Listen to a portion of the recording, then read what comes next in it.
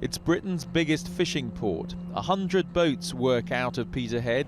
That used to be 400. And it had been hoped Brexit would reverse the trend. But will it?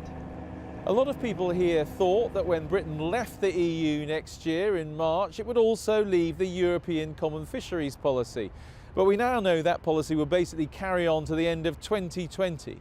And it's only after that that Britain could get what many people here thought they were being promised, that is, full control of Britain's territorial waters. They're readying the budding rows for sea, loading the pallets where they'll store the catch. Skipper Peter Bruce thought Brexit would end the automatic right of EU boats to fish in British waters. So what does he think now?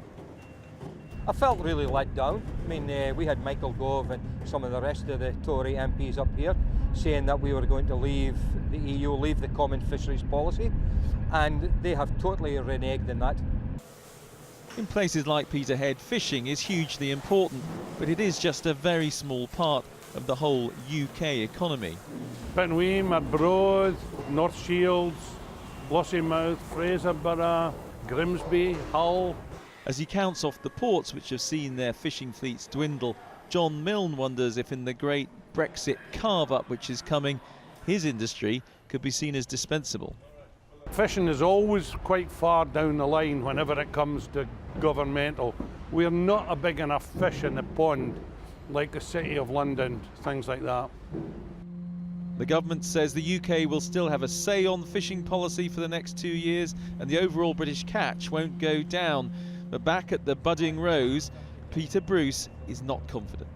We have no proof that they are going to fight for us. I mean, they sold us down the river when we went into the EU. They said fishermen were expendable, and we are starting to worry that they are taking the same attitude again. After 2020, will Britain really be able to undo the ties with European fishing policy?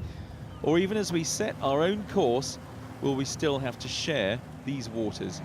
Andy Bell, 5 News, Peterhead.